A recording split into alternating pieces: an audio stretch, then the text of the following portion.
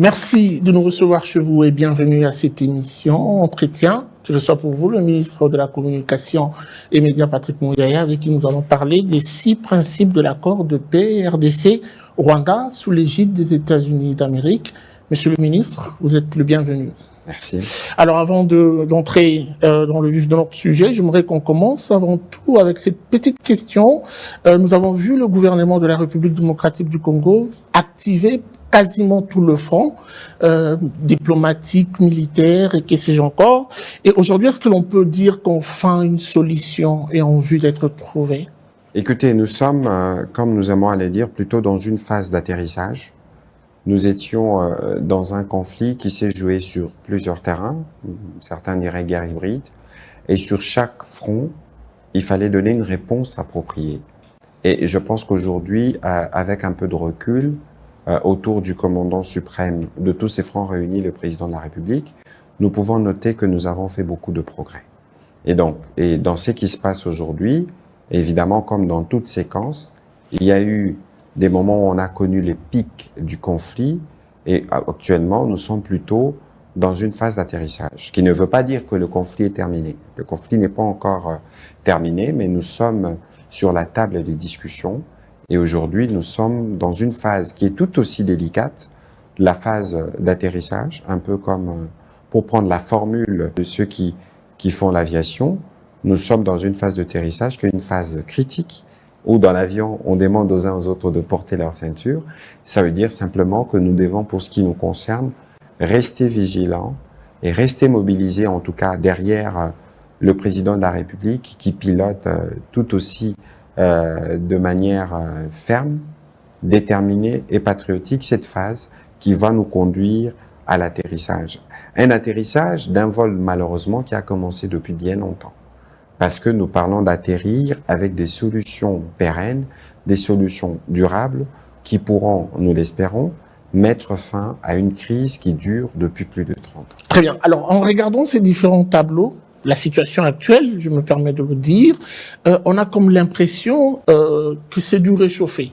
L'histoire se répète. C'est pas la première fois que le gouvernement de la RDC se met autour d'une table avec les agresseurs pour négocier. Aujourd'hui, cette émission sera suivie par de nombreux Congolais. On parle de l'opinion. Quelles sont les garanties que vous avez qui rassurent justement que cette fois, c'est la bonne? Il n'y a pas de réchauffé pour commencer, parce que cette fois-ci, nous allons pour des solutions définitives.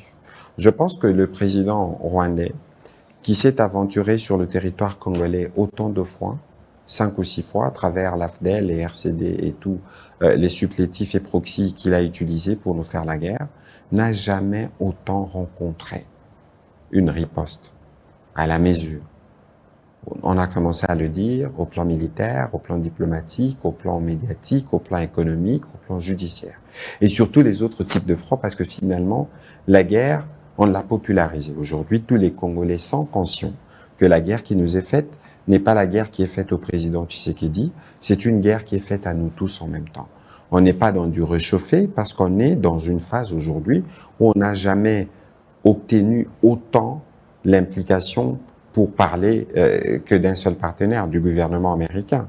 Jamais vous n'avez vu en 30 ans de conflit un tel engagement du gouvernement américain, de l'administration américaine, pour que nous puissions arriver à la solution. Justement, cet engagement titille en moi la question pourquoi, quels sont les enjeux qui justifient aujourd'hui cette implication forte des États-Unis? Mais la question, c'est que le Congo, c'est parmi les pays les plus importants au monde. Du fait, par exemple, là, du fait que nous soyons là, notre forêt... Il a toujours été important. Non, mais bien sûr. Il n'y a jamais eu autant d'engagement. Mais davantage maintenant, parce que finalement, on a essayé des solutions par proxy, de guerre, de pillage par proxy, finalement, ça ne donne pas à ceux qui pensent pouvoir profiter aux dépens du Congo de son sol de la manière violente. Et donc, aujourd'hui, au regard des enjeux auxquels l'humanité fait face, on a besoin d'un Congo en paix. On a besoin d'un Congo qui continue à être les pays solutions. Parce que parallèlement à la guerre que nous connaissons dans l'Est, le Congo, c'est les premiers producteurs mondiaux du cobalt, parmi les premiers si pas le premier, du cuivre qui concourt aujourd'hui à régler des problèmes de l'humanité. Les Congos, avec notre bassin, notre massif forestier, avec nos réserves de tourbières, pendant que le monde est pollué, le Congo travaille à préserver ce qui est préservable de l'humanité. Et donc, pour un pays comme celui-là, les degrés d'engagement que nous voyons étaient degrés d'engagement qui se justifient. Qui définit ces principes de l'accord de paix entre la RDC et le Rwanda? La question, c'est que nous avons commencé des discussions avec le Rwanda depuis juillet 2022. Lorsque l'Union africaine s'est saisie du dossier et le mandat a été donné au président angolais, qui a été mandaté par l'Union africaine.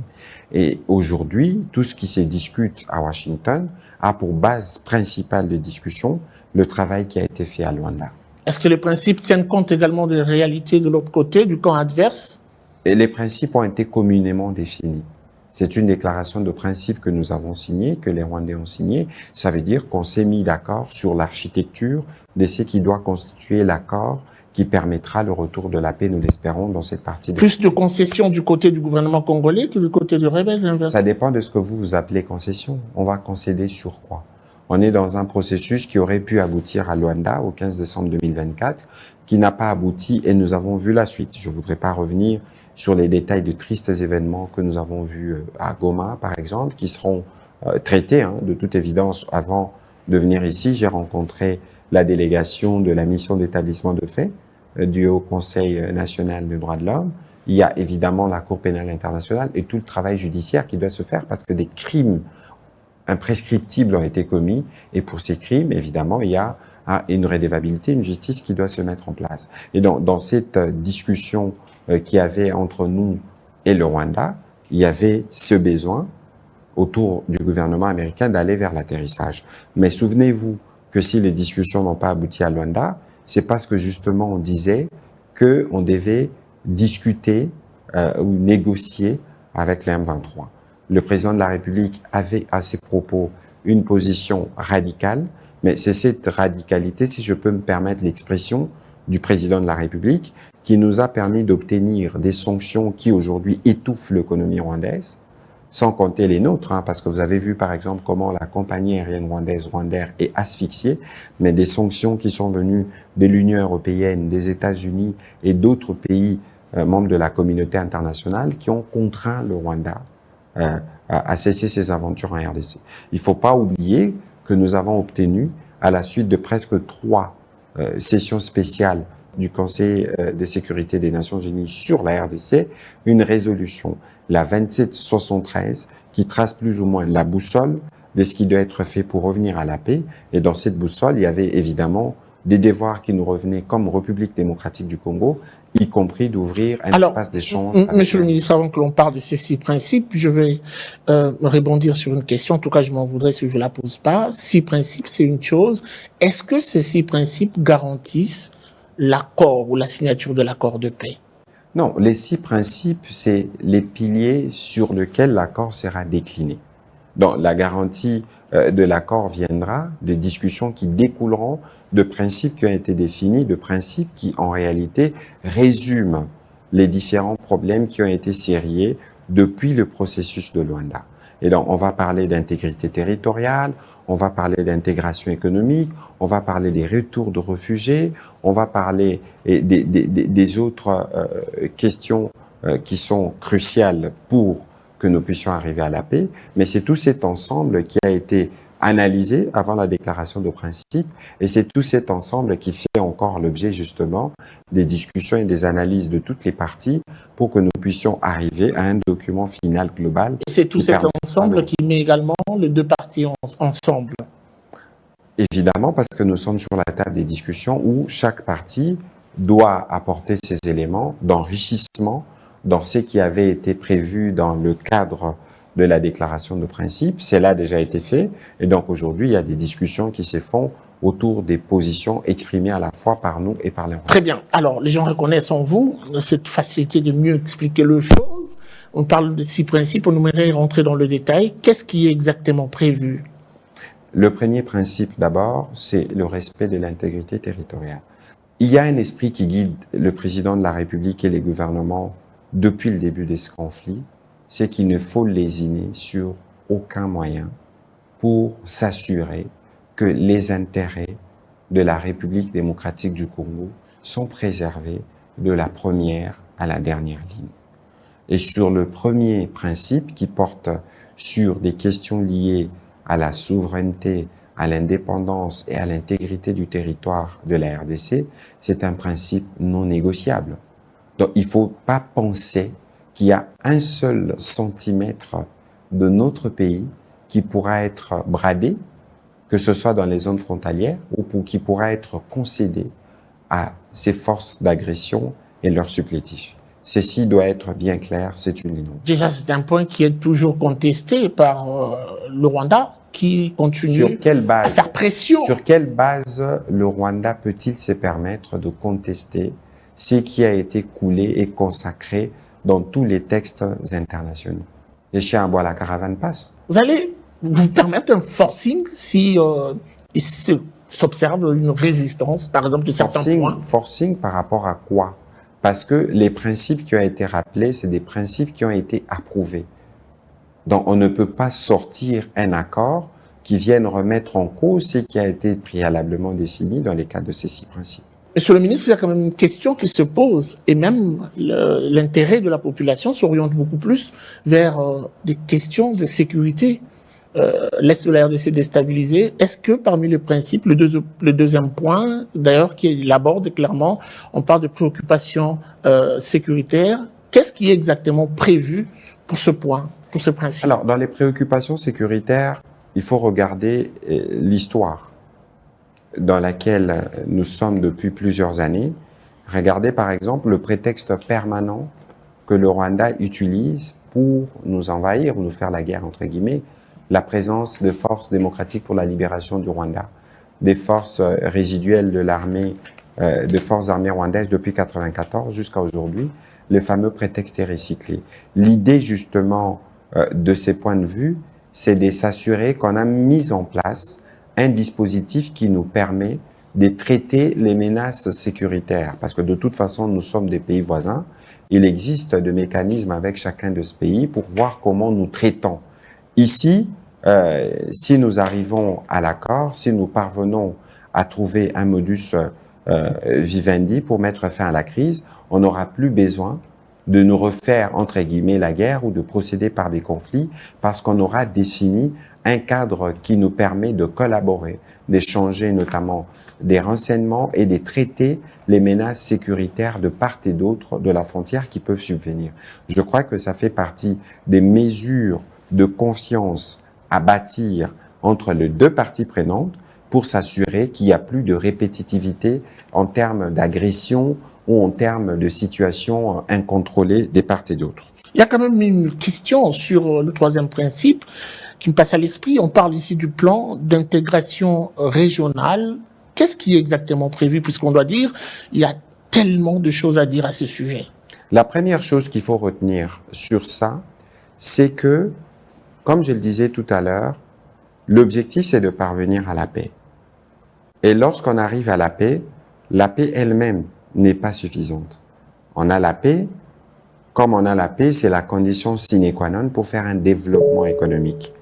On a la paix et nous voyons comment monter d'autres initiatives. Il existe aujourd'hui des mécanismes, des plans régionaux. C'est pour ça que on a adhéré à la communauté des États de l'Afrique de l'Est, EAC, ou encore COMESA, marché commun de pays de l'Afrique australe. Mais toutes ces organisations sont créées parce qu'il y a un besoin d'avoir des interactions économiques. Donc on va se remettre en fraternité avec le Rwanda. Pour ce qui nous concerne, avant que nous ne puissions nous remettre dans des rapports d'échange, il faut construire la sécurité, il faut restaurer la confiance. Ce n'est pas des choses qui vont se faire de manière automatique. Dans un contexte où les plaies sont béantes, mais dans un contexte aussi où nous voulons faire le choix. Finalement, vous savez, quand on fait cette guerre, le président de la République aime à le répéter, que nous n'avons pas des problèmes avec le peuple rwandais. Nous avons le problème avec les régimes rwandais qui pensent pouvoir garder la main sur nos ressources par des voies des pillages et par des voies de la violence. C'est ce à quoi nous nous sommes opposés farouchement et c'est ce qui nous a conduits dans ce que nous vivons actuellement. Maintenant que nous voulons en sortir, nous estimons, et c'est ça le plus important, qu'il faut d'abord avoir la paix, avoir des conditions de confiance, des conditions de sécurité restaurées pour que la RDC, d'abord la question du développement dont on parle, les développements ou les progrès économiques qu'on évoque, cher Guy, c'est d'abord pour de Congolais. Ce n'est pas d'abord pour les pays de la région, y compris le Rwanda. C'est d'abord pour le Congolais. Pour vous donner une vue, il y a eu la CEPGL. Dans la CEPGL, c'est les Zaïre de l'époque qui étaient les principaux contributeurs. La CEPGL a mis en place des institutions qui sont jusqu'à ce jour fonctionnelles. Pour certaines, parce qu'il y avait une volonté de considérer que, écoutez, nous sommes le pays le plus grand de la région. Il est évident que le Rwanda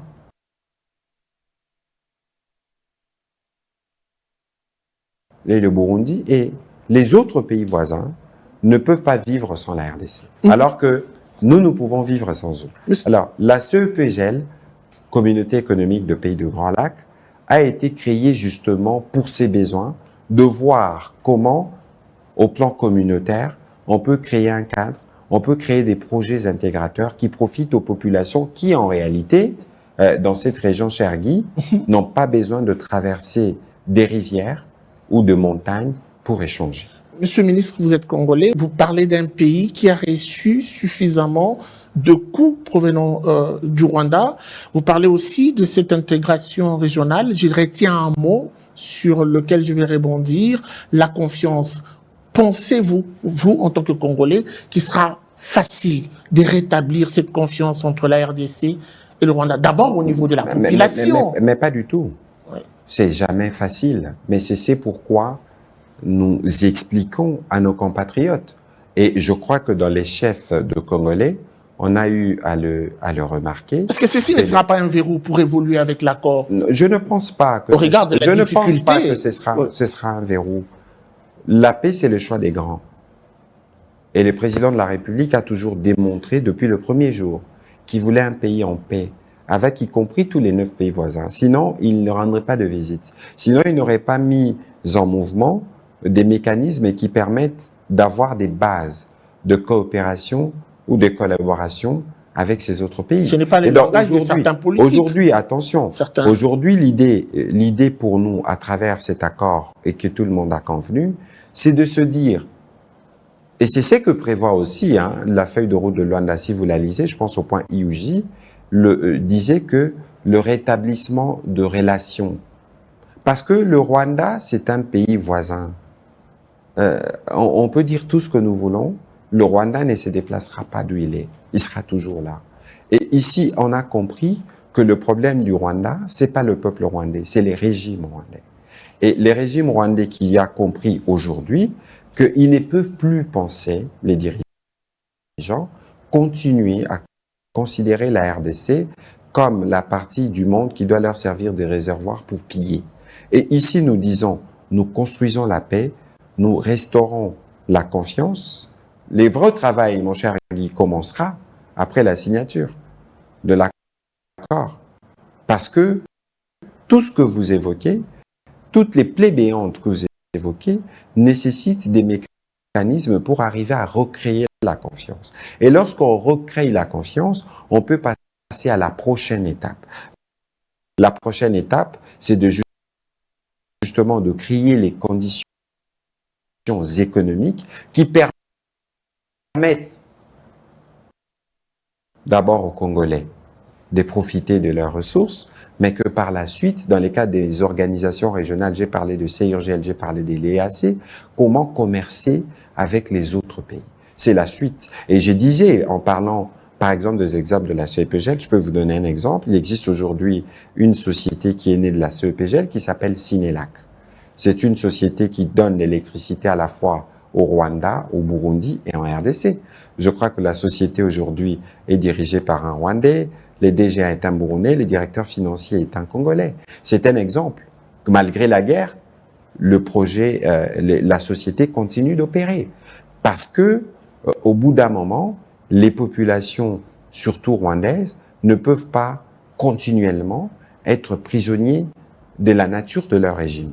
Et donc ici, il faut comprendre la volonté à la fois du président de la République de donner un essor de développement. Parce que pourquoi vous pensez que la guerre est devenue forte? Mais parce que nous avons créé des structures, notamment Deer Seagull Trading, qui nous a permis de mettre de l'ordre dans la traçabilité de l'or, d'améliorer notre productivité. Et parce que de l'autre côté, si vous regardez la structuration du budget du Rwanda, vous allez voir que pour l'année qui se termine, c'est 1,5 milliard qui est venu de l'or produit illicitement. C'est pour ça que lorsque les Européens, à l'initiative de la Belgique et de la France, ont sanctionné la raffinerie de Gassabo qui récupère tous ces ors produits illicitement de l'Est de la RDC, a été un élément, un game changer dans l'attitude du Rwanda parce que les sanctions avaient pour vocation de les contraindre. Il y a quand même un de ces 6 principes qui m'intéresse beaucoup plus. On parle du retour des réfugiés, des déplacés, monsieur le ministre. Qui rentre où? Mais c'est évident que l'une des raisons pour lesquelles avec la guerre ethnique qui sévit et le reste. Non, je ne voudrais jamais aller dans le piège pour parler des guerres ethniques. Il n'existe pas de guerre ethnique au Congo. Au Congo, ce qui existe, c'est une invention rwandaise d'un conflit qui n'existe pas. Je vous donne un exemple. Monsieur le ministre, vous avez été au front pour dénoncer et même commenter ces ping-pong qui existent entre le Rwanda et la RDC sur les ethnies. Vous avez parlé, attention, vous avez parlé des guerres ethniques. Ouais. Il n'en existe pas en RDC. En RDC, nous avons combien d'ethnies? Évidemment qu'il y a des problèmes de cohabitation qui existent ici entre les Mbole et les Ngola en province orientale. On a plus proche de Kinshasa, les Mobondo. Nous avons des problèmes de ce genre. Le même problème, c'est vivre aussi mais dans l'Est de la RDC, ici, c'est que de nous cohabitation. vivons. Ici, c'est que nous vivons. Attention, c'est une exacerbation. C'est un prétexte parce que l'on sait que la communauté internationale a été fortement marquée par les génocides de triste mémoire de 94, qui a touché une large partie de Tutsis et des Hutus modérés du Rwanda. On le connaît. Donc, c'est sur ces stigmates que les régimes rwandais ont toujours pensé pouvoir exacerber la question des Tutsis et des Banyamulenge. Mais écoutez, nous, on a au gouvernement le ministre d'État Gisaro, qui l'a dit publiquement, sa communauté n'a jamais mandaté le président rwandais d'être leur défenseur. Guy, nous avons 9 pays frontaliers. Nous avons des tribus riveraines. Dites-moi, chaque fois qu'on aura un problème avec, je ne sais pas, nos frères Zandé dans le nord ou des Bembe au Katanga, est-ce que c'est au président centrafricain ou zambien de penser qu'il doit intervenir? Non. Et cette attitude du régime rwandais expose nos frères de ces communautés parce que justement, ils sont vus par les autres frères comme suspects. Comment un président d'un pays voisin peut se présenter comme votre protecteur? Vous voyez? Et donc, c'est une attitude, je dirais, malsaine, qui n'a d'autre fondement que la division pour penser pérenniser une guerre. Quels sont les réfugiés qui doivent rentrer aujourd'hui en République démocratique? Aujourd'hui, il y a un travail qui a été fait autour du HCR. Je me souviens que cela a commencé sous les auspices de Antonio Guterres. Il y a eu des signatures, des accords entre les deux pays autour du haut-commissaire pour le réfugié à Genève, la RDC et les Rwandais. Il existe de commissions qui travaillent sur le sujet. On a recensé à peu près 200 000 réfugiés rwandais au Congo, à peu près 70 000 réfugiés congolais au Rwanda. Mais il faut savoir qu'il y a un principe de base pour ce qui concerne la question de réfugiés ou des déplacés, c'est que ça s'est fait sur la base volontaire. Il y a des mécanismes qui ont été prévus pour ce faire et cela ne peut se faire que dans un contexte de sécurité rétabli. On parle de la MONUSCO, on parle des forces qui doivent faire leur retour. Entre-temps, de l'autre côté, on doit dire que les Congolais n'ont pas été très favorables avec la présence de ces forces sur leur sol. Comment ça va se passer? Ça dépend de quelle force vous parlez, mais ici, il faut savoir que nous avons la MONUSCO, qui est une mission mandatée par le Conseil de sécurité et qui, malheureusement, retrouve, du fait justement des agissements du Rwanda à travers cette guerre, les besoins d'être encore renforcés.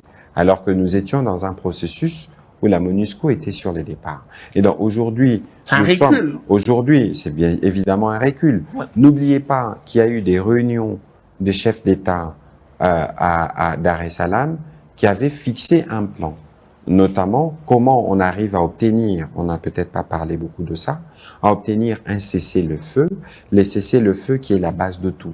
On obtient un cessez-le-feu, ensuite on dessert les taux sur Goma, parce qu'il faut permettre à Goma, notamment l'aéroport, d'être rouvert pour déverrouiller les activités qui doivent s'y dérouler, mais aussi les différents axes pour que les populations puissent y accéder ou les différents produits. On ne peut pas se passer de la MONUSCO pour obtenir cette paix. La MONUSCO ici, en l'occurrence, a son rôle, y compris relevé dans les cadres de la résolution 2773, c'est pas seulement la MONUSCO. Il y a des discussions qui se font au niveau régional, qui impliquent, en tout cas, les chefs d'état-major d'autres pays avec un rôle spécifique à jouer lorsqu'il faudra s'assurer que Goma, parce qu'il faut que l'on reprenne l'administration du territoire, il y a donc des mesures transitoires qui doivent être prises pour permettre l'évacuation des forces qui y sont aujourd'hui et pour que progressivement les forces étatiques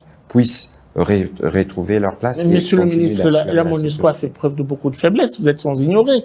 Est-ce qu'il n'y a pas une autre voie de sortie des crises pour assurer cette... Non, ça veut dire qu'aujourd'hui, on n'a pas... La MONUSCO, au-delà de tout ce qu'on peut relever comme difficulté, comme faiblesse, a un dispositif bien en place, a une connaissance du milieu et a des services à offrir dans les cadres de la mise en œuvre de la résolution 2773. Ici, il faut que l'on travaille à promouvoir la capacité de la MONUSCO ainsi que des forces et d'autres mécanismes régionaux conformément à leur mandat pour un mécanisme de vérification parce que lorsqu'il s'agit, par exemple, lorsqu'on parle de cessez-le-feu, lorsqu'on parle de l'application de l'accord, il faudra s'assurer que ce qui y est contenu, notamment pour ce qui concernera le volet militaire, les volets retrait de troupes, cela puisse être fait dans des conditions acceptées et suivies de près par tout le monde. Et la MONUSCO, en l'occurrence, a un rôle à jouer, y compris sûrement avec les autres forces régionales, dans les cadres de différents processus qui étaient en cours pour s'assurer qu'une fois que l'accord de paix est signé, on peut commencer son implémentation avec des garanties de sécurité pour les uns et les autres, et ce n'est que de cette façon qu'on va évoluer. Monsieur le ministre, vous parlez de cet accord de paix. Le gouvernement de la RDC signe cet accord avec qui? En face? Les terroristes? l'M23? Ou des agresseurs simplement? Écoutez, nous sommes en guerre avec le Rwanda. Faut pas se tromper. L'adversaire, c'est le Rwanda qui opère avec des supplétifs. C'est pas pour rien, et je le rappelle ici, la déclaration qui a été faite, je pense, le 25 avril, n'est pas à lire en dehors de la déclaration qui a été faite à Doha le 18 mars. C'est la rencontre entre le président Tshisekedi, le président Kagame et l'émir du Qatar qui a permis le démarrage des discussions directes entre nos experts de sécurité de haut niveau et les délégués du M23. Et les engagements, plus ou moins, ou les principes qui ont été dévoilés dans les communiqués du 25 avril font suite à ce qui avait été convenu les 18 mars par les chefs d'État. Et donc ici, il faut considérer, comme j'ai eu l'occasion de le dire, toutes ces initiatives n'ont qu'un seul objectif, la paix. Et nous travaillons à parvenir à cette paix avec les M23 dans ce qui les concerne spécifiquement, ensuite avec le Rwanda dans ce qui les concerne, et par la suite parce que nous avons une implication américaine, une implication des Qataris dans une région où il y a d'immenses opportunités économiques. Les opportunités économiques, ce n'est pas seulement dans les mines, c'est dans l'hydroélectricité, c'est dans l'exploitation du gaz, c'est dans le tourisme, c'est autour du lac. On peut faire des ferries qui partiraient de Tanzanie, pourquoi pas, pour aller vers Bukavu. Il y a des multiples opportunités du développement qui peuvent se développer dans cette région, mais qui sont bloquées du fait de la persistance de l'insécurité. C'est pour ça que dès que les conditions de paix seront réunies, dès que la sécurité sera rétablie, ce n'est qu'en ce moment-là qu'on pourra voir à une coopération plus large. Il ne faut pas que la limiter sous le regard du Rwanda, il faut le regarder dans le cadre régional, mais avec un point de départ qui sera d'abord les Congolais. Je ne ferai pas l'apologie des discours de nos agressions, mais je me permets quand même de rebondir sur un aspect important. Ça s'est dit, même ci et là, Monsieur le ministre, vous êtes au courant, on dit que la RDC, le gouvernement congolais, pour ne pas dire le chef de l'État, je me permets de le dire, n'est pas très respectueux des textes. Cet engagement qui sera trouvé entre le Rwanda et la République démocratique du Congo. Je ne peux pas vous laisser dire des choses. Je ne peux pas vous laisser dire de choses d'une telle gravité, parce que à Luanda, au 15 décembre, nous y étions avec le président de la République, malgré que nous savions que le président rwandais ne viendrait pas. Depuis les débuts de ces processus, je ne pense pas qu'il y a un président qui a montré autant d'engagement en faveur du retour de la paix. Et donc aujourd'hui, il faut considérer que nous avons, nous, à notre niveau, la volonté politique, l'engagement, le leadership qu'il faut pour que cette paix devienne une réalité. Pourvu qu'en face, nous puissions avoir des acteurs qui ont la même volonté que nous. C'est pour ça que nous disons, bien au-delà de tout ce qui s'est fait, bien au-delà de tout ce qui se prépare, nous devons rester vigilants. Nous devons rester mobilisés autour du président. Parce que les conflits, il n'est pas encore terminé. Nous sommes dans une phase d'atterrissage, mais même dans cette phase d'atterrissage, nous avons besoin, nous, d'être pleinement, par exemple, intéressés sur des questions. Parce que nous lisons, les gens peuvent lire du n'importe quoi sur les réseaux sociaux, parce que j'ai cru lire un moment, vous allez brader les intérêts du Congo, mais il n'y a aucun intérêt de la RDC qui sera bradé. Il n'y a aucune ligne frontalière qui ne sera concédée. Aucun centimètre.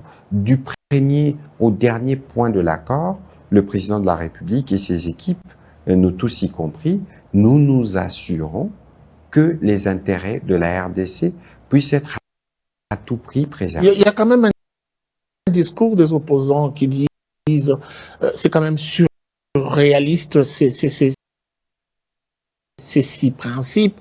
On regarde la réalité congolaise et que le gouvernement va aller droit au mur. Votre réaction? En quoi c'est surréaliste? Parce que, vous voyez, la difficulté, c'est que moi, j'ai vu beaucoup de réactions. Vous avez reconnu certaines difficultés. J'ai vu beaucoup de...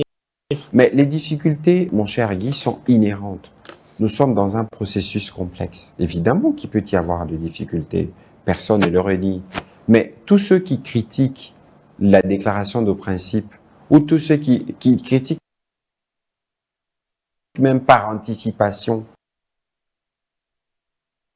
l'accord qui en sortira, est-ce qu'ils ont lu cette déclaration? Est-ce qu'ils l'ont lu?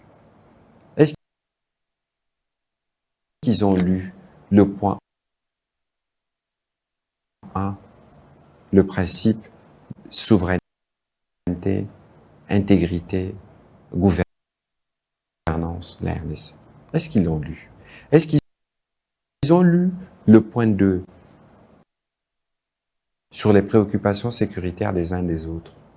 Comment on met en place des mécanismes de sécurité mutuelle? comment on arrive à restaurer la confiance avant de parler d'un plan d'intégration économique régionale, avant de parler du retour de réfugiés, parce que les retours de réfugiés ne peuvent se faire que dans des conditions de paix. Mais est-ce qu'ils l'ont lu? C'est peut-être là le premier point. Et c'est même pour ça qu'aujourd'hui, je suis heureux d'être votre invité pour que nous puissions faire un peu de pédagogie sur ce que tout le monde devrait savoir. Parce que s'il y a bien de choses que nous avons obtenues dans le cadre notamment de la campagne Congolais Téléma que nous avions lancée avec la première ministre Judith Suminwa, c'est la mobilisation de Congolais autour du président de la République. Tout le monde a compris que cette guerre n'est pas la guerre du président Tshisekedi. C'est une guerre qui est faite à chaque Congolais. Vous êtes Zumeko.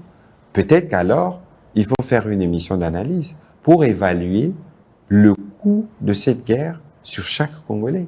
Vous verrez que le coût est important parce qu'il y a beaucoup de projets qui auraient pu connaître leur plein essor, qui auraient pu être financés, mais qui ne l'ont pas été du fait de la guerre. Et aujourd'hui, il faut plutôt se satisfaire de voir que malgré la guerre, nous avons réussi un nouvel accord avec les FMI. Ça veut dire que bien au-delà de tout ce que les opposants et les autres peuvent avoir comme critique dans un contexte démocratique, on peut leur concéder. Mais nous, quand nous regardons les partenaires avec lesquels nous discutons économie, voient tous les progrès que nous faisons. Et c'est cela le plus important pour le peuple congolais, parce que c'est ça qu'il attend de nous. Très bien. Monsieur le ministre, avant de finir cette émission, je voudrais qu'on fasse un tour dans l'Est de la RDC. Beaucoup de nos téléspectateurs, et même nous-mêmes, avions l'habitude de nous réveiller avec votre voix, soit dans une radio, soit à la télé, où vous étiez au front pour mobiliser les Congolais, dénoncer la situation, donner les grandes lignes. Depuis un temps, c'est le silence langage. Alors, quelle est la situation actuelle sur le terrain? Non, je ne pense pas que nous sommes dans un silence. Hier encore, nous parlions à l'occasion de moins en moins, il y a un briefing. De livres. Non, on parle de moins en moins de l'Est de la RDC. Attention. Le gouvernement communique sur la situation à l'Est de la RDC tous les jours. Parlons-en. Tous les vendredis, par exemple, nous faisons un point de la situation sécuritaire. Alors maintenant, peut-être que vous auriez voulu que ça fasse l'objet, et même pendant l'époque, nous ne faisions pas, attention, nous ne faisions pas de briefing au quotidien. Mais il ne faut pas oublier que dans le cadre justement de cette campagne de mobilisation, nous avons par exemple hebdomadairement ou quotidiennement la tranche Congolais Téléma sur la télévision nationale, qui revient quotidiennement sur l'actualité. Évidemment, nous intervenons. Ma collègue des Affaires étrangères intervient.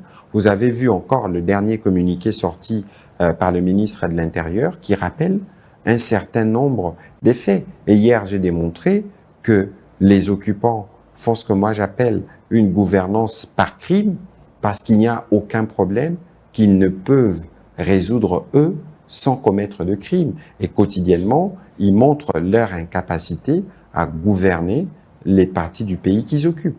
Mais nous sommes dans un processus diplomatique qui nous permettra bientôt, nous l'espérons dès que les accords seront signés, de reprendre les contrôles et de restaurer toutes les administrations. Donc ici, il faut savoir aussi, c'est que nous sommes dans une phase où nous avons commencé un processus d'atterrissage.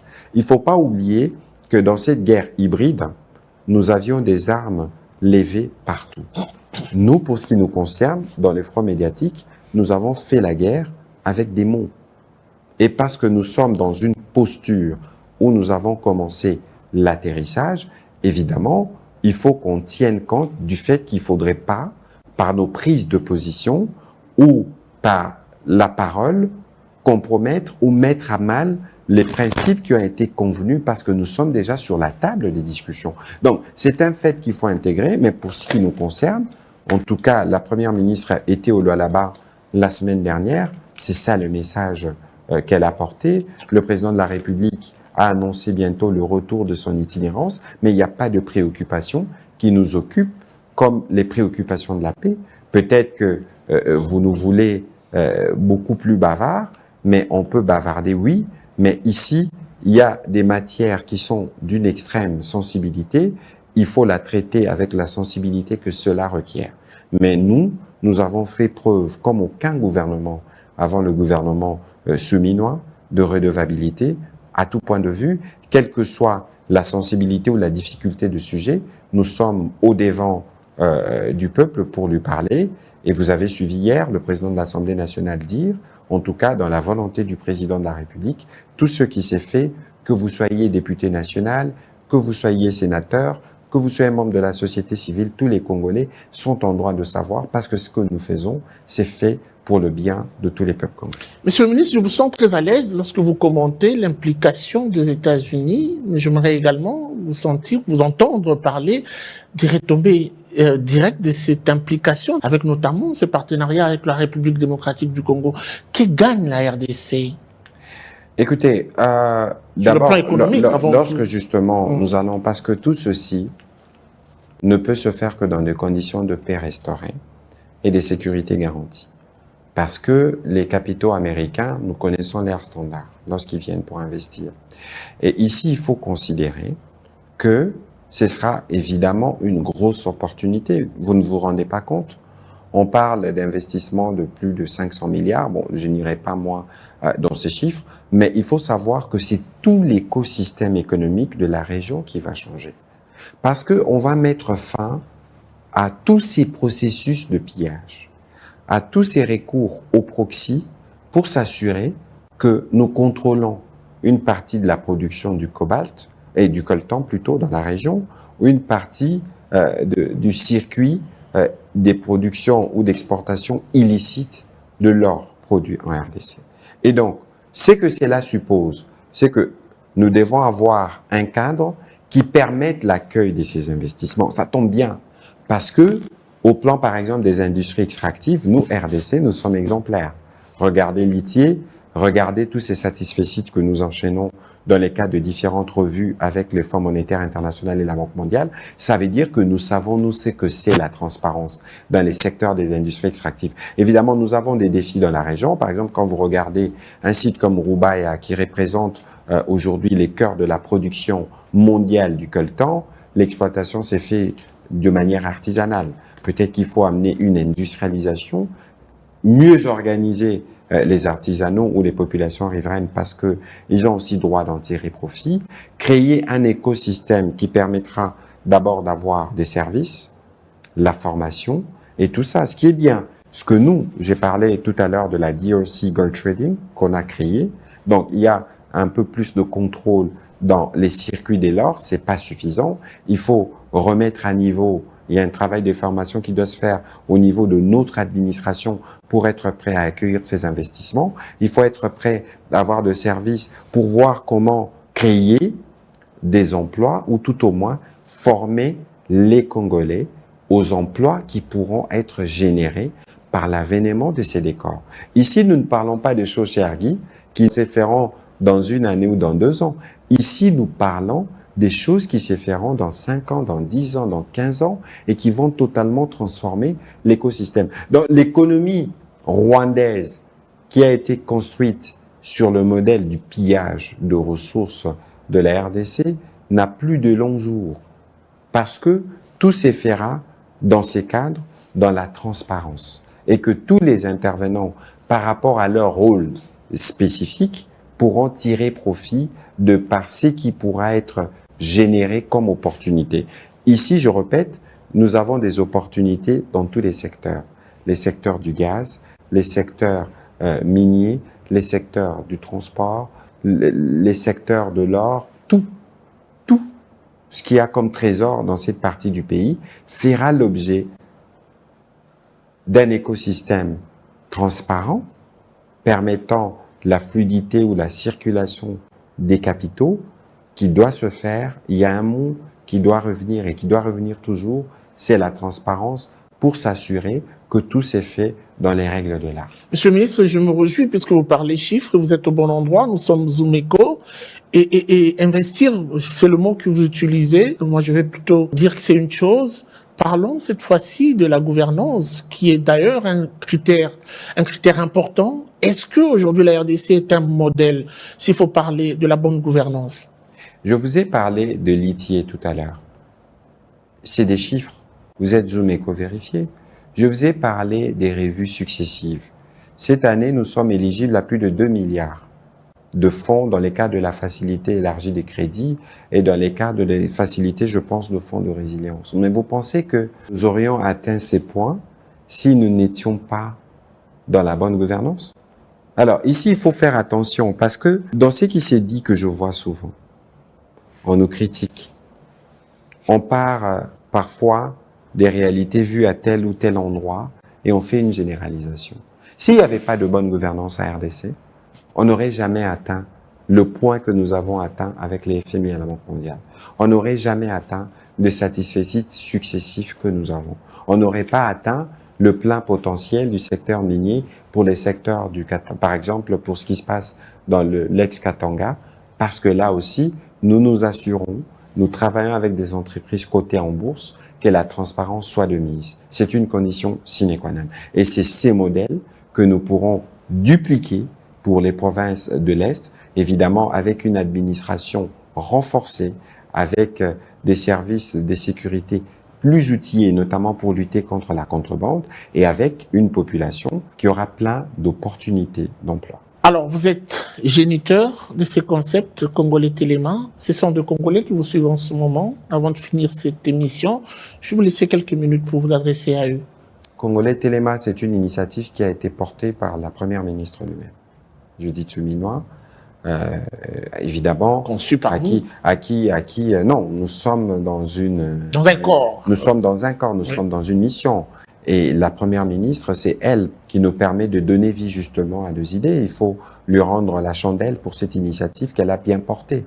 Parce que on l'a vu s'est mobilisé, aller au Congo central, au Kwilu, partout, pour prêcher par cet exemple qui a permis, par exemple, aujourd'hui, grâce à la mobilisation de la première ministre et des collègues du gouvernement, de sensibiliser des jeunes qui ont fait le choix, par exemple, d'aller rejoindre le rang de forces armées de la République démocratique du Congo, FARDC.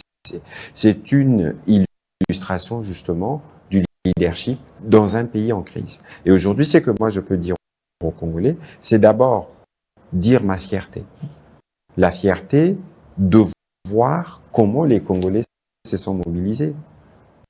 Moi, je reçois des appels du Brésil, d'Australie, des États-Unis, des partout, des Congolais qui se mobilisent, qui nous envoient des vidéos. Mais essayez de regarder Congolais Téléma sur la RTNC au quotidien, vous allez voir.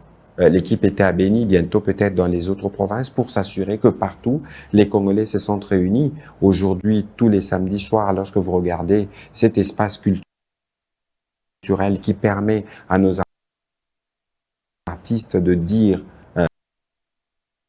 leur solidarité à travers la poésie, à travers les slams, mais c'est une découverte extraordinaire de talent. Je voudrais pas revenir sur le concert Solidarité, qui est une initiative des jeunes Congolais pour apporter, exprimer leur soutien aux compatriotes qui sont touchés. On n'a jamais autant vu des Congolais se mobiliser.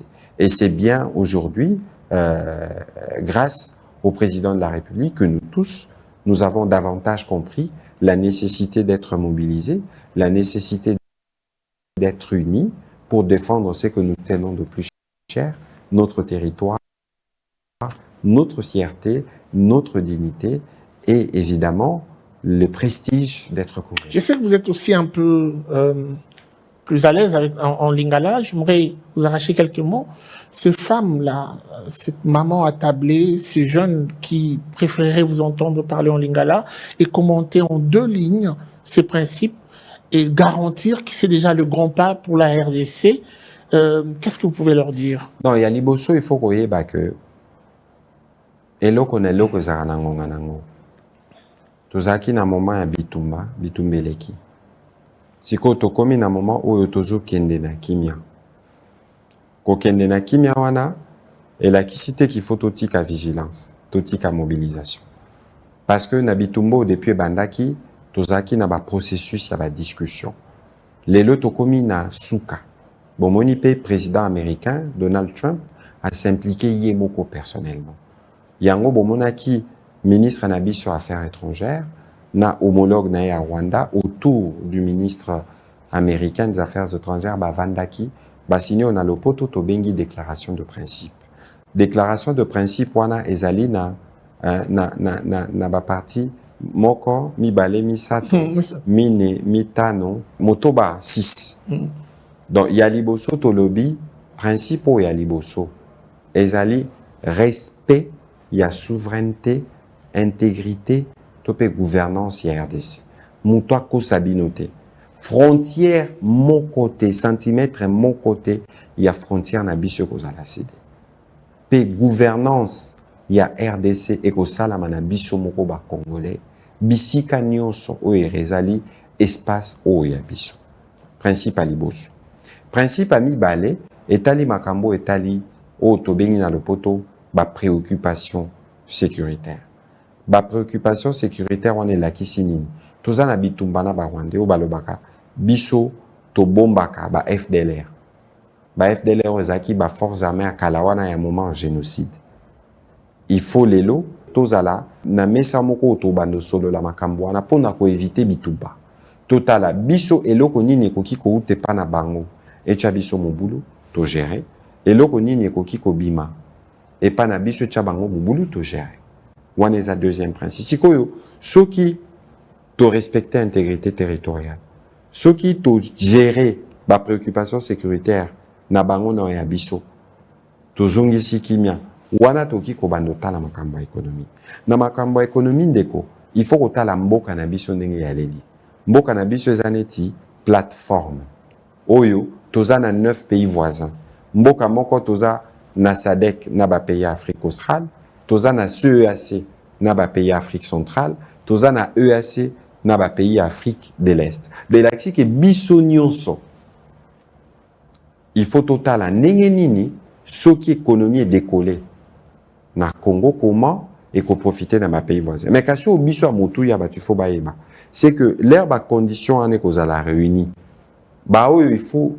bazala bato liboso ko bénéficier na évolution ane za ba congolais ba bénéficier na ba emploi parce que moni na parti wana toza na ba possibilité ebele na makambo tali exploitation ya gaz na lac Kivu na makambo tali courant na makambo tali ba mine na makambo tali wolo donc eza na ba opportunité ebele na kati et puis ba américain ba roya na misolo na bango ba entreprise na bango ba roya et ko représenter une opportunité monene pour la formation pe pour na repesa ba congolais misala et puis tokotala comment oyo ko sala mana Congo ko zala na effet contagion to bosa na tende ko gi ke na batango akala to zalaka na oyo to za ko benga CEPGL communauté économique des pays des grands lacs na CEPGL wana Congo nde zalaka tête d'affiche ndepe ko zalaka kana région parce que vocation à Congo ata bazo sala biso ba guerre oyo c'est parce que batu ba yebi leadership oyo ya biso na président Félix Antoine Tshisekedi leadership wana tozo récupérer kasi soko za leader il faut yeba ndenge ko sunga bao baza pemeni bango pe batala ndenge nini bakozwa ozomona ti lelo toza na compagnie moko salama à l'époque Sinelac électricité bimara na lac Kivu mais epesa marana Rwanda na Burundi malgré la guerre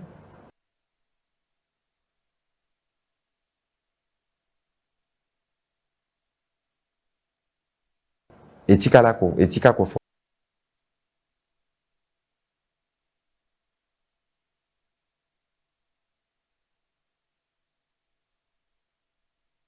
fonctionner parce que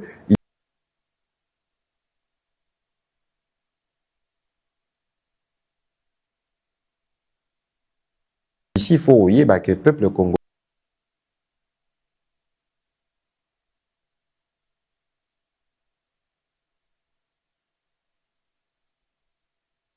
les peuples burundais peuple rwandais tout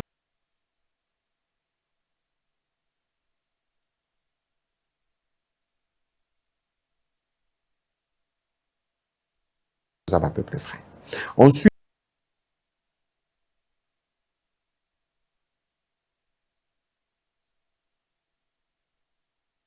Ensuite, pour nous permettre babilo kwana nyonso salama moko ya raison abitumbo tozaki na ba rwandeza makambo etali ba réfugiés.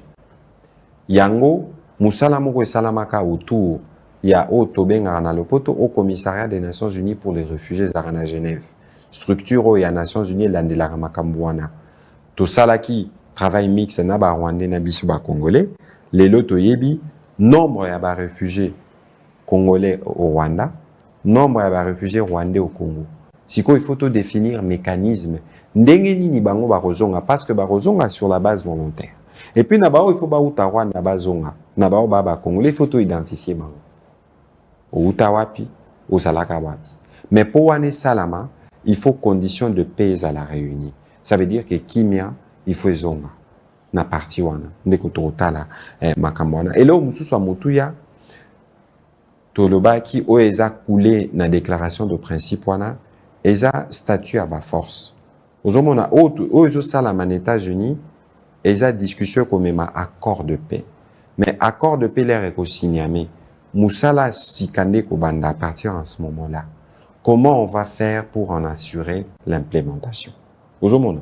Mais pour salama, tozan a besoin de force. Oyo barozala parce que ba force rwandaise na ba supplétif na bango il faut netiba bimagoma. Donc, à un moment, pour éviter la confrontation à la force, tous en a besoin d'être ya MONUSCO. Autant que vous en avez besoin, il y a la force, il y a SADC, TOPAE, c'est suivant, mécanisme où vous allez décider d'un niveau à processus de médiation pour s'assurer, par exemple, ce que lobby cesser les feux, tous en a un mécanisme de vérification à cesser les feux, pour s'assurer que lobby, il faut bima, tout in a batuba, bon, il aéroport à Goma, n'est pas sabota kiango, na ba force d'agression ba yé batali wana za statut ya ba force forta donc soko tali nyonso oyo salami na Washington et salami penza na bolandi nzela au président Félix Antoine Tshisekedi adressaki siko to komi une étape oyo biso to pesaki ba proposition na biso ba rwandais ba pesi yango tozotala na ba américain ndenge nini to ko sangisa comme ça tozala na accord moko général au l'air et ko signamé ba congolais nyo se faut ba yeba que eloko moko te ko salama na Washington et ko salama contre ba intérêt na mango eloko moko te ko salama na Washington et ko salama oyo ko bebisa ba intérêt na biso donc ba bisika bazali bazala na kimia bazala na confiance na président de la République na maman Souminwa na biso nyonso oyo toza balandi tozosala na bango mpona s'assurer que to restaurer kimia na Congo peto bandi kobunda mpona kotelemisa ekolo na biso. Merci beaucoup à vous, Monsieur le Ministre, pour votre disponibilité. C'est moi qui vous remercie. Merci à vous de nous avoir suivis. La suite, ça sera sans doute au prochain numéro avec le même plaisir. Au revoir et à très vite.